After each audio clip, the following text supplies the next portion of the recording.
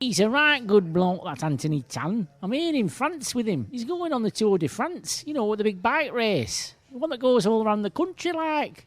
It's coming to Yorkshire next year. Bloody great it's going to be. Well, we were planning on saving that for the interlude, but that's how we're going to start off this podcast. Welcome to the Cycling Central podcast from this year's Tour de France. It is, of course, the Centenary Tour. We've just finished stage 12. We are in the Centenary edition, I should say. We are in Tour after stage 12, won by none other than Marcel Kittel, who got his third stage win. It was very close between Kittel and... The Kittel-Nator. I thought it was the Sagan-Nator, Chad. Oh, yes, it was the Sagan-Nator, but it's now become the Kittel-Nator. Now, I think you said that Cav, he didn't have any excuses other than he wasn't good enough. Today, I think he's had so many of these dramas this week, but today there were no excuses. He got the perfect lead out. He was 2 bike lengths clear, but the Kittel-Nator just burst past, and I think he was really, you could see the look of shock. He looked over at the line, couldn't quite believe that this lad had done him, and I think he clearly believed that he'd won it, and I think it was a bit of a shock to the system for the old Cav.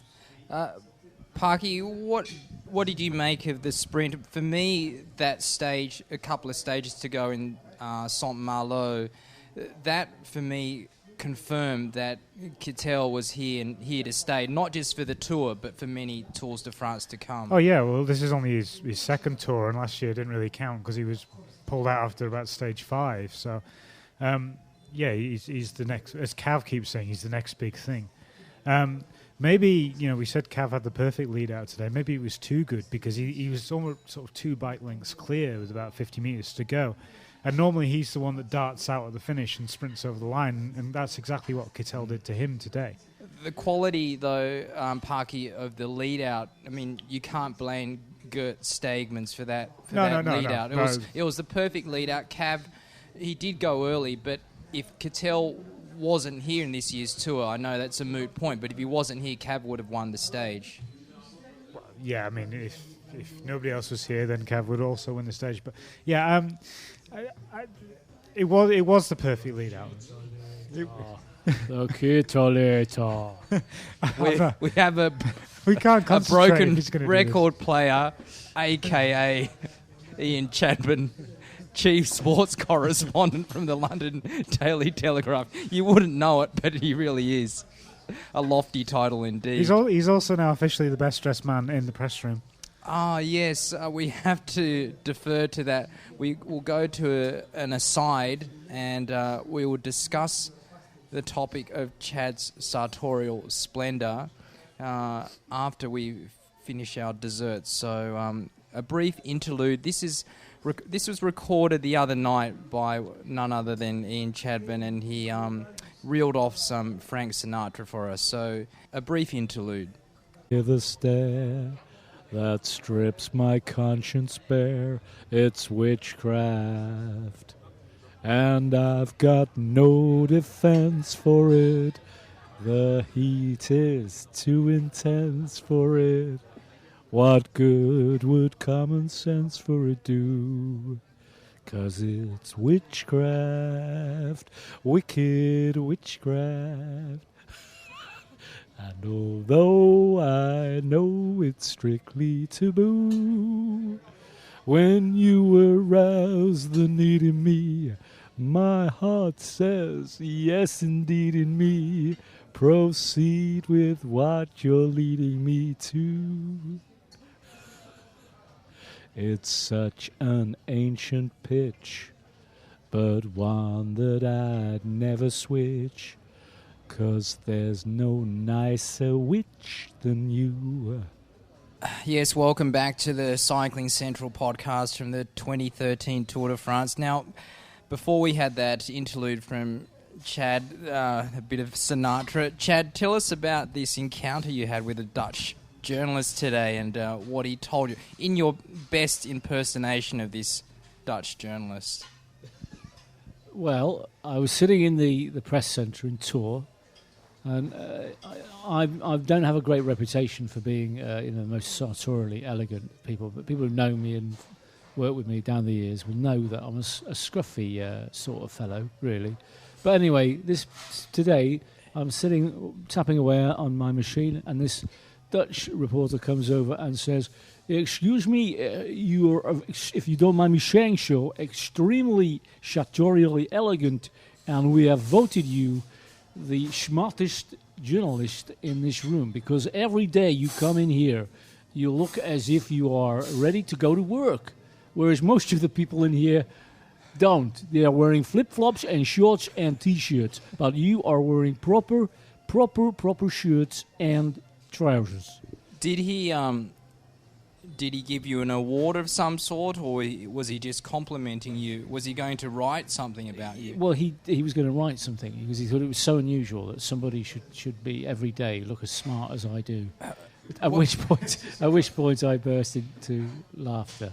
I thought he was taking the mickey, which he may have been, of course. I mean, both of you guys are wearing collared shirts every day. Is that something which you always do? Is there something wrong with that? Just because you look like a grub beach bum every day with your surfing slippers on? Oh, it's mate, the tan man strolling through the press centre. If they accumulated the cumulative value of all my clothes would probably be about €10. What I've got on, it all comes from the seconds bin at various sports stores around Australia. I try and put all my effort into my writing rather than what I'm wearing. Let's move on from clothing to cycling.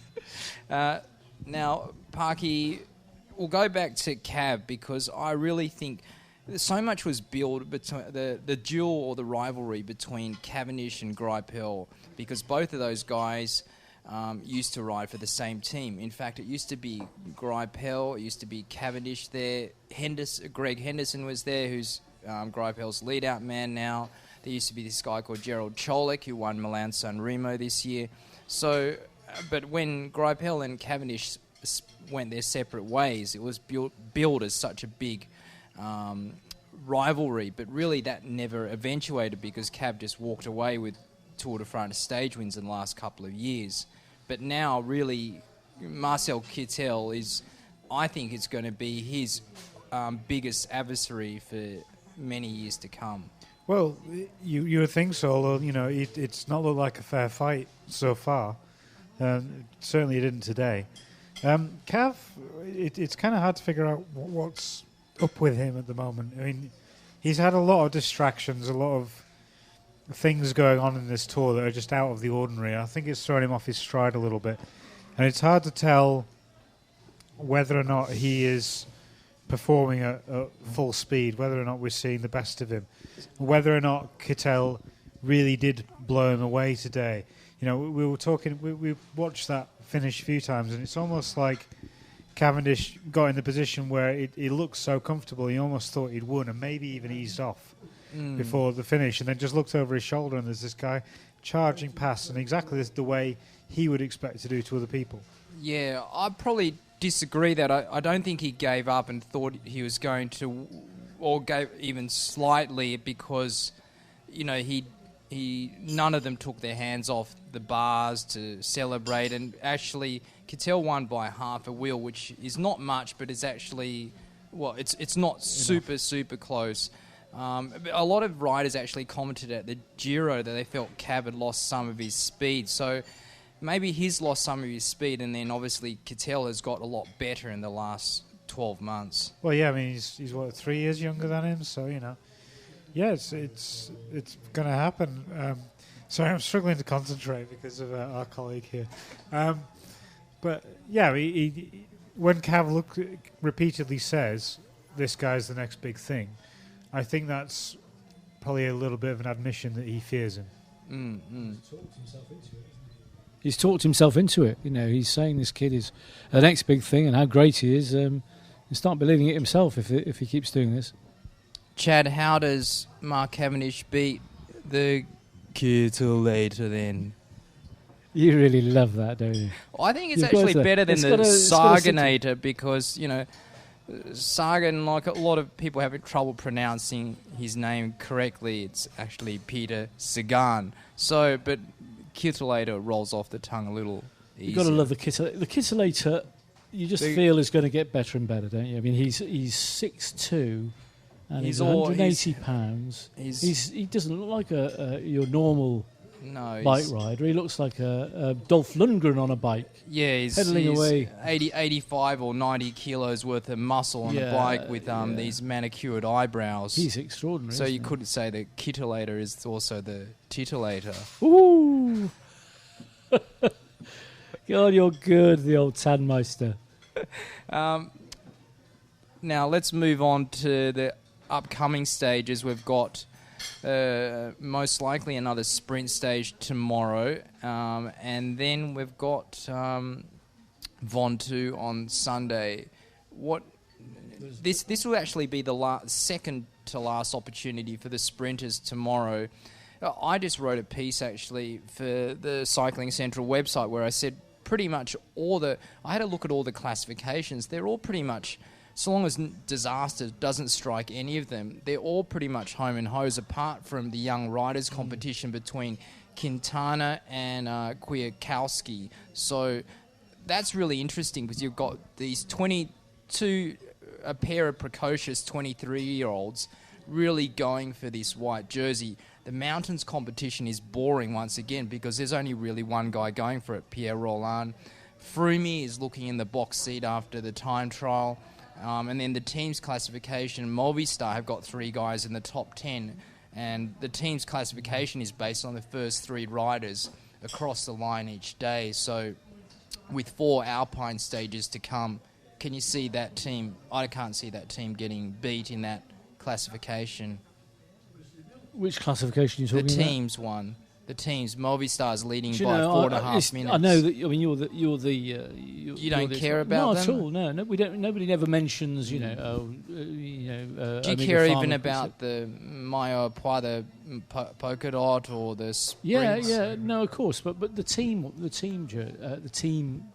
prize is one that kind of passes us by. I mean, last year Sky won it, didn't they, comfortably, if I remember right, and nobody turned a hair about it. Actually, I think it was Radio Shack. It was Radio Shack. Yeah, they won it for the last 2 years in a row. That's how much we. Yeah, that's how much you took interest in it. But I think the thing is, as a German rider, an evergreen German by the name of Jens Volt said, it's really nice because the whole team gets to stand on the podium. It's the one opportunity where the whole team gets to stand on the podium in Paris. What's your feeling about the classifications other than the Maillot Jaune, Parky? I always like the polka dot jersey. Why is that? Partly because of its name in French, which I'm not going to attempt to pronounce, but it's a wonderful name. You want to do that? Maillot à pois. Yeah, there we go. And there's always something romantic about the mountains when we come to the Tour. So the guy that wins that, if you're not going to win the yellow, you want to win that one, I think. I noticed how much actually, Parky, you like driving up the mountains, especially the Porte de Paillard. Now, had you ever done anything like that in a car before? Nothing quite like that now.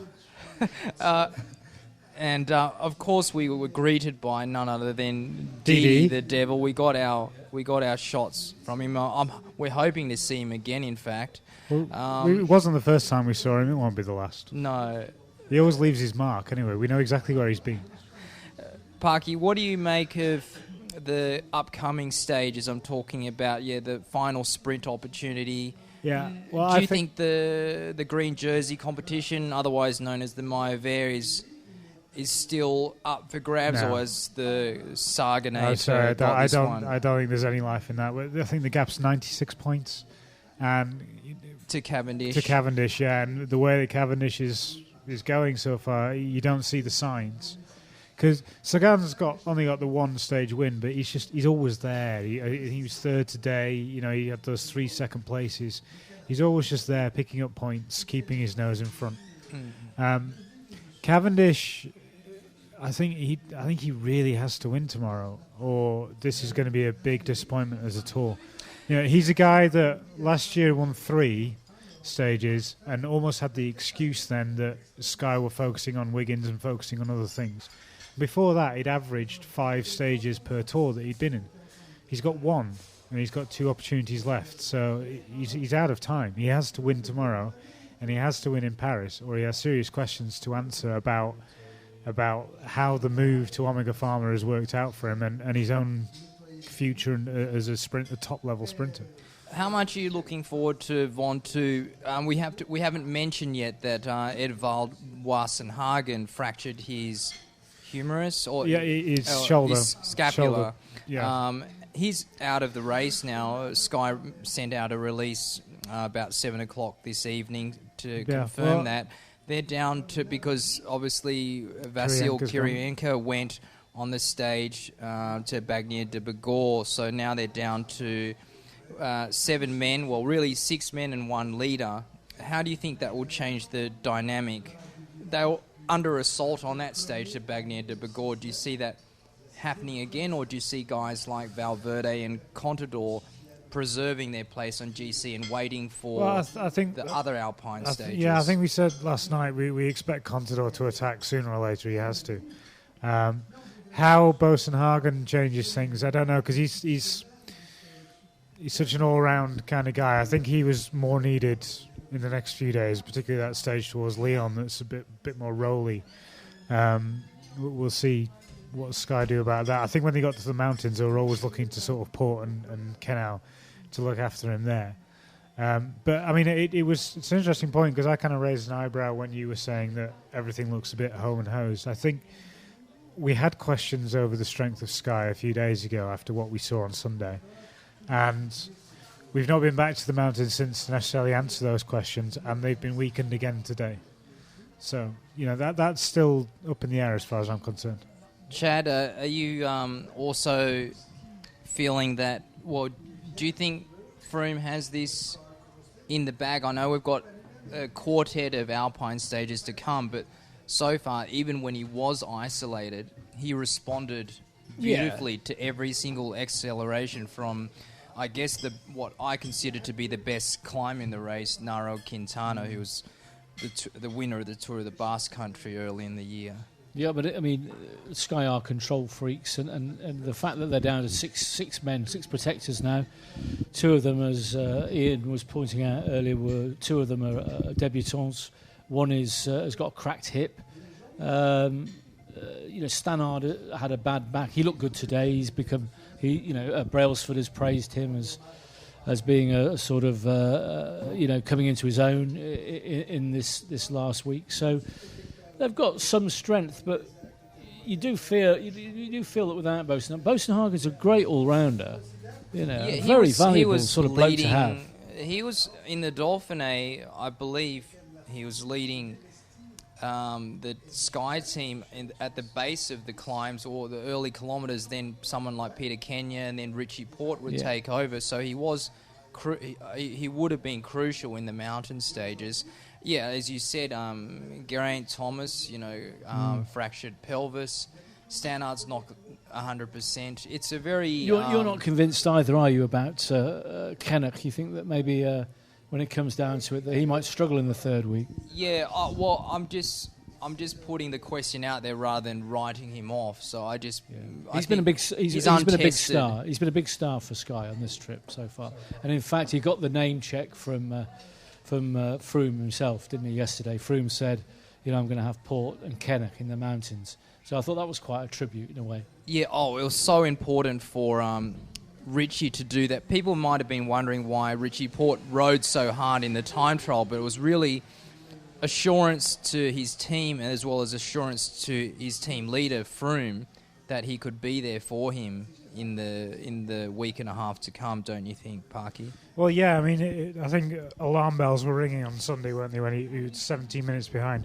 The 17 minutes wasn't a true reflection of the pace he lost, because after a while he just gave up the chase and didn't waste the energy, but that just made it harder to judge exactly what had gone wrong, how far off it he was. So yeah, he needed to send a message on the time trial, and he did that. Mm-hmm. Well, let's wrap it up now because it's rather late. We've had a trying last 48 hours. Not just the riders, the journalists are struggling with this Tour de France as well. We're travelling across You mean this Chad's continent. Struggling. Chad's struggling here. Look at him. He's basically asleep. We're going to find a bloody hotel that's got a lift in it. We've got this ridiculous bag, and Tan keeps taking us to these incredible little bijou hotels. Yes, it's no problem, sir. You just have to walk up 5 floors and with your massive bag. So we're desperately hoping that he's going to find us a hotel with a lift. What are the chances, mate? Very good chance in Paris, but unfortunately you're not staying at the hotel that Ian Parker and I are staying There are no at. lifts until Paris, Chad. Well, until next time, bonsoir, bonne nuit, and bye for now.